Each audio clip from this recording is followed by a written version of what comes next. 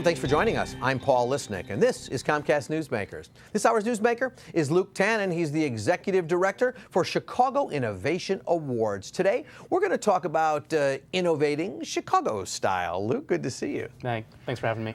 So you're in your 11th year of doing this. Tell me about the mission you guys have, because it's recognition of great stuff. So the mission from day one to today is to, we're kind of tired of hearing about all this great stuff in Silicon Valley. We want to talk about what's going on here in Chicago. So the Chicago Innovation Awards each year shines a spotlight on the most innovative new products, new services, new companies that come out of the Chicago region, whether it's a big company, small startup entrepreneur, high tech, low tech, no tech, for-profit or non-for-profit. You sound like you've said that before.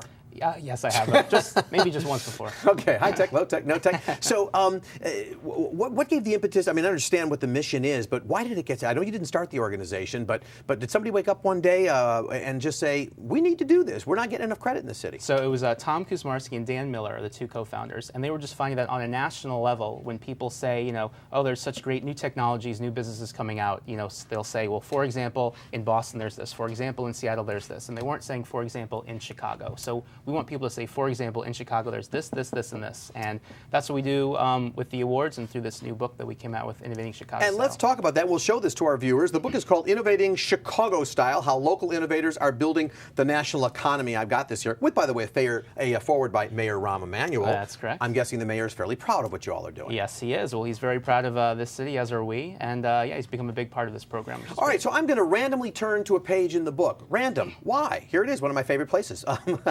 Pause Chicago, started by Paula Faceas, and of course they have that unique show. But what made you look and say, you know what? There we go. The Pause Chicago Lurie Family Spay Neuter Clinic deserves an innovation award. So it's kind of an interesting story with Paula. Her daughter was bringing home cats and dogs on almost a daily basis, and she was realizing, what's going on here? Why do these animals not have a home? And then she looked more into this problem of pet overpopulation in Chicago, which had been a real problem before Pause came onto the scene.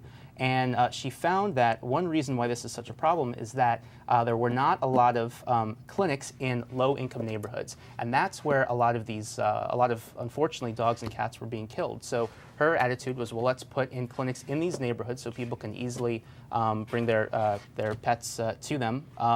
And it started there, and it spread to other parts of the city. And it's amazing. And in fact, indeed, now an adoption center at 1997 North Clybourne, where I hear you have animals, a room there. and I do, the animals don't live in cages, they live in beautiful rooms. Really cool. Right. I'm going to randomly turn to another page that happens to be about beer. And tell me about TurboTap and the amazing Matt Yonkel and what he created. So TurboTap and Matt Yonkel, he was finding that people are tired of waiting in long lines at a Cubs game or a White Sox game for a beer, because you don't want to miss half an inning or a whole inning waiting for a beer. Well, for a Cubs game, no, I'm kidding. Go ahead.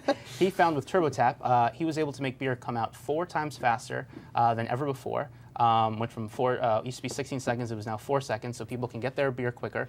The concession people can sell more beer because it's moving faster, and now he's in 60% of stadiums all across the country. That is about right here in Chicago. Right here in Chicago. All so started here. How is it, so if I create something, invent something, do something really wonderful, how is it that you find out about it? So we have a big nomination process that takes place later this year. If you've come out with something new in the last 3 years, tell us about it, let us know.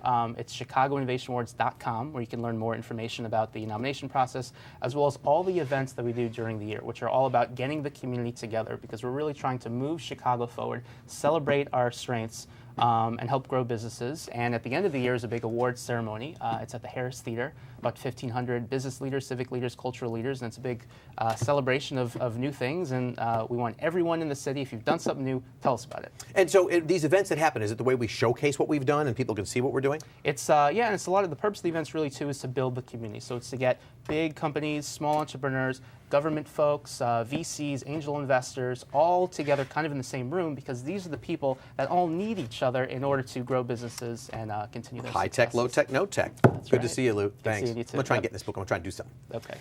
This hour's newsmaker has been Luke Tanen for the Chicago Innovation Awards. I'm Paul Lisnick. If you want more information about the show, go to that innovative place, newsmakers.tv. Thanks for watching. Bye.